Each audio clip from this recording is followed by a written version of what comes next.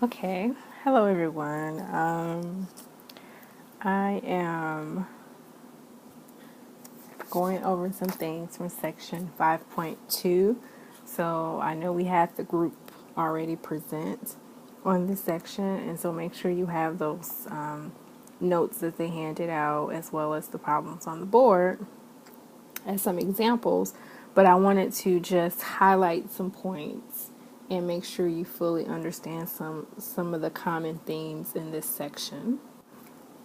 I'm still debating on whether or not how far actually I want to touch on section 5.3 or if I want to touch on section 5.3. So for now, your quiz this week will be 5.1 and 5.2. And we'll talk more about that probably Thursday. Maybe we'll do just a review of some things. But here in section 5.2, we're talking about infinite sets. And so the homework problems are number 1 through 3. And I actually, in this video, won't finish the entire section of 5.2. I might save that for Thursday's class. But after the video today, and actually after you go over the notes from the group that presented, you will be able to do those 3 problems. You should be able to do those 3 problems. Okay. So in general, it's definitely, we've talked a lot about finite sets, and for finite sets, we know that we can give an exact count. It's actually finite sets. We know it's either the empty set or it has its equivalent to n sub k. For some, where k is 1, 2, 3 all the way. It's a set containing 1, 2, 3 all the way up until k. So there's that equivalent and equivalent. 2 sets are equivalent, meaning you can create a function that's a bijection. Okay. So here we have, let's look at this sort of example. I wanted to start with this example of the natural numbers and of the even numbers. Okay. Well, I should say even numbers, not including 0, because 0 is actually even, but this set doesn't. We're just including 2 times the natural. Since the natural doesn't include 0, we're not going to include it. Okay, so the naturals and 2n. So one would assume, or one would think that the cardinality of 2n is going to be less than the cardinality of n, right? And that's just sort of just thinking logically about this, right? Because we're just taking 2n, n actually contains all of the 2n values, right? And 2n value it's a subset of the n's, right? But these are 2 infinite sets, as we already know, right? So they go on and on forever. And okay, so although we would assume this, we can actually create a one-to-one correspondence between the naturals and 2n. And the way that we do that, sorry, I didn't mean to take those 2 values, those 2 letters off. Okay. All right. And the way that we do that is that, so let's line them up. Just for simplicity's sake, we're going to line them up in order, right? In order of the sets. So then we see that we can create a one-to-one correspondence, right? Because although, again, we would think that, we're going to run out of our even positive numbers before we run out of the naturals. But in fact, we know these are both infinite sets. So we actually can continue to create a one-to-one correspondence between the naturals and 2n. Okay. And so since we can create, so here I'm here in the notes now, and this is note that is, I guess it says 1a, I believe, or this is just note A. Since we can create a bijection between the naturals and 2 times the naturals, we can conclude that they have the same cardinality. And that's pretty amazing. Because remember again, so we're talking about infinite sets because on finite sets, we know that it's for finite sets, the cardinality is the number of elements. Well, actually, what I mean, so here for finite sets, two sets have the same cardinality if they have the same number of elements, right? That's for finite sets. For infinite sets, it's a little different, okay? And so this is what I want to make sure you guys understand. For infinite sets, we think of two infinite sets having the same cardinality if there exists a one-to-one pairing or a bijection between the two elements. And so since we were able to make that one-to-one pairing between our naturals and our 2n, we say that they have the same cardinality. Okay. And that's really a big thing to note, the difference between being a finite set and being an infinite set.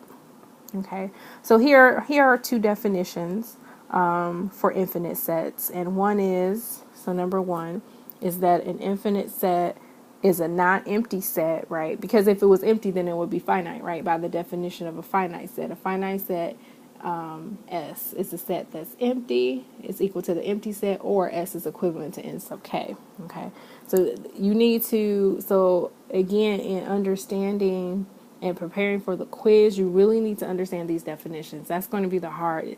The proof structures, the proof are a little more involved, so the proofs that you'll be given will be proofs that you should be able to do within a reasonable time. But I could ask you general questions just to see if you understand the definition. So it's really important for you to understand these definitions. Okay.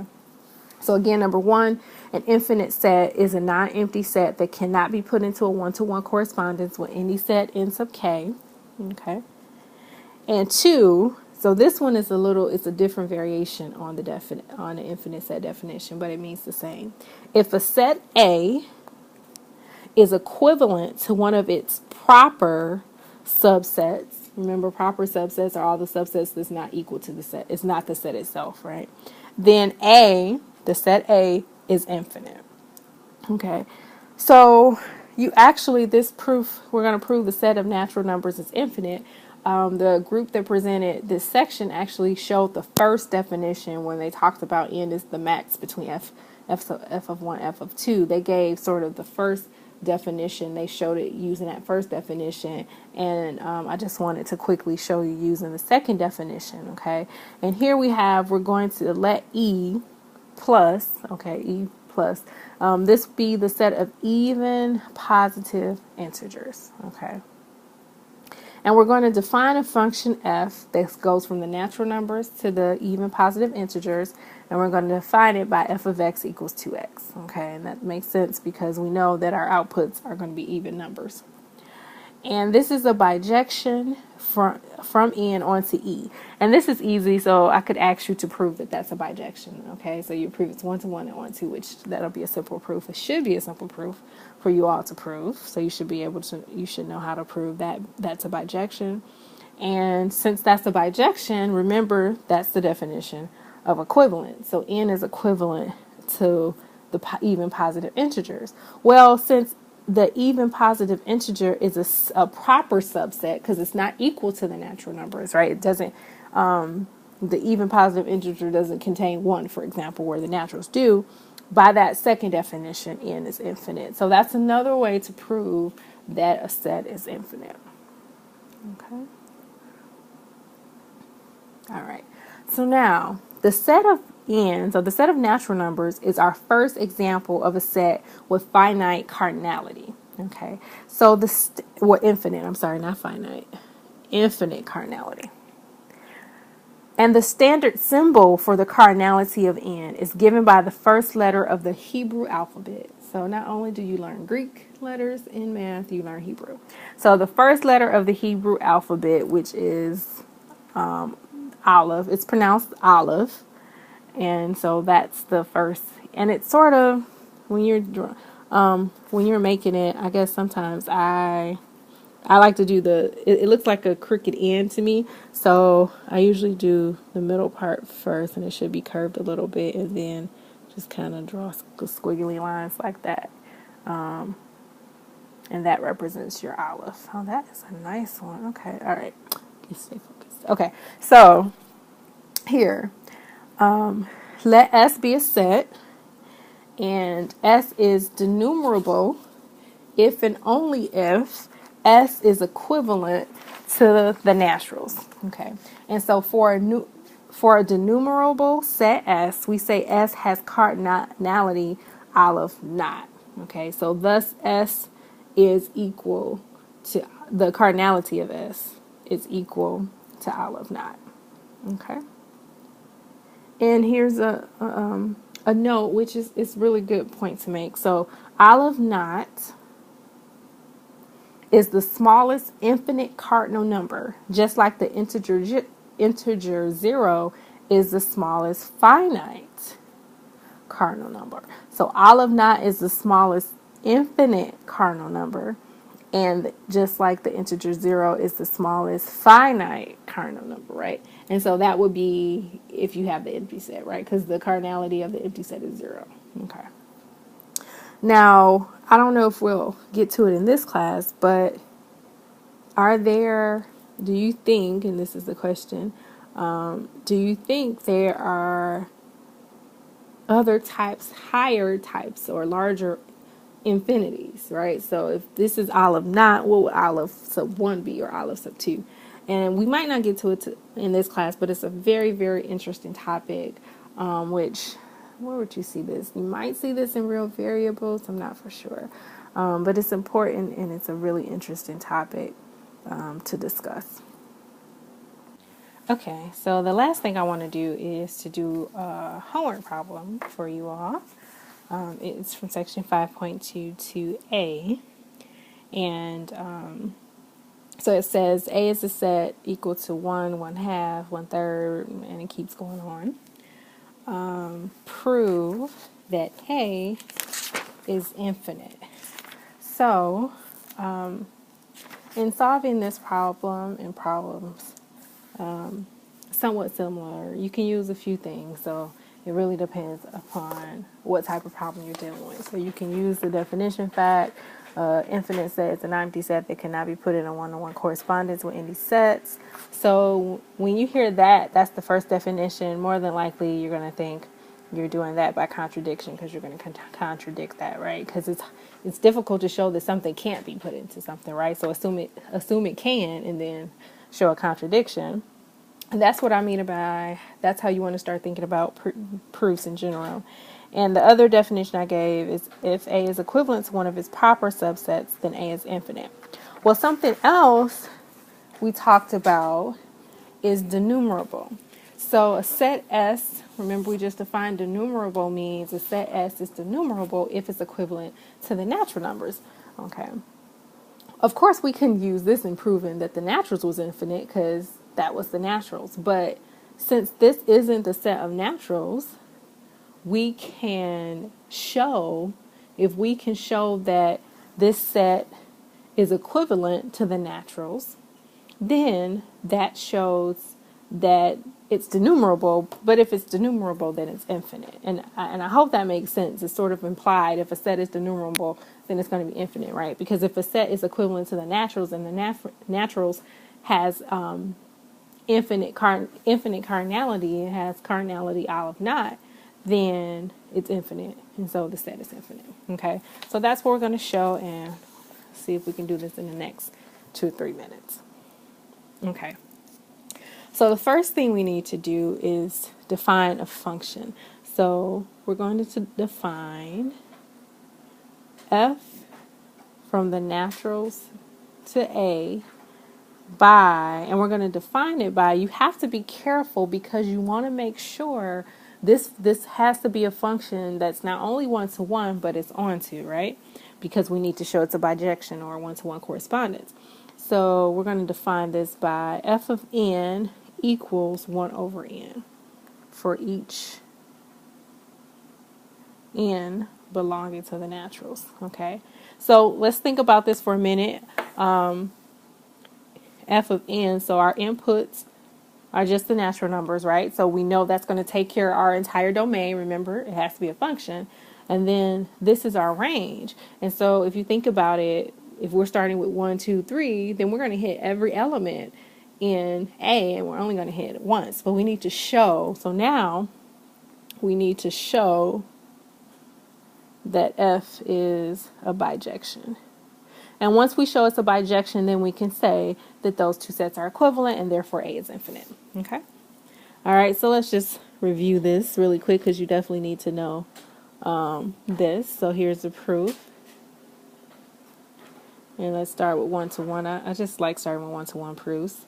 So suppose, well, let's say M and N belong to the naturals. And suppose what? F of M equals F of N. Okay. Well, what does that mean? Well, by our definition, that means that 1 over M equals 1 over N. Okay. Thus, M equals N. Okay, you can just do algebra or you can just say that. That's a fact. Okay. So it's 1-to-1. Hence, F is 1-to-1. Okay. So for the onto, remember, let's do some, and I'll use a different color. Let's do some side work first. So this is not part of your proof. So hopefully you have some room on the side of your notes to do this. So this is your side work. So again, let's recall that we have F is going from the naturals to our set A, and it's defined by F of what? N equals 1 over N. Okay, so the structure, and I always like writing the structure out because when you do the proof, you can just sort of follow your structure. So you want for every, let's say, Y in A, okay, there exists an X in the naturals such that F of X equals Y, okay? And so here, some people are a little confused with the onto part. So once you set up your structure, you have to write what that equation, so write what F of X represents and then solve for X. So F of X is 1 over X, right? According to our function, is equal to Y, and then we solve for X. And then we have this sort of inverse property. So if this is, and I'll try to write it on this page. So this would be X equals 1 over Y. Okay, and so that's what we're going to let our X be. And so now the proof for onto. All right, looking back here, we're starting from that part. So we're going to let Y belong to A, let X belong to the natural such that X is what? 1 over Y.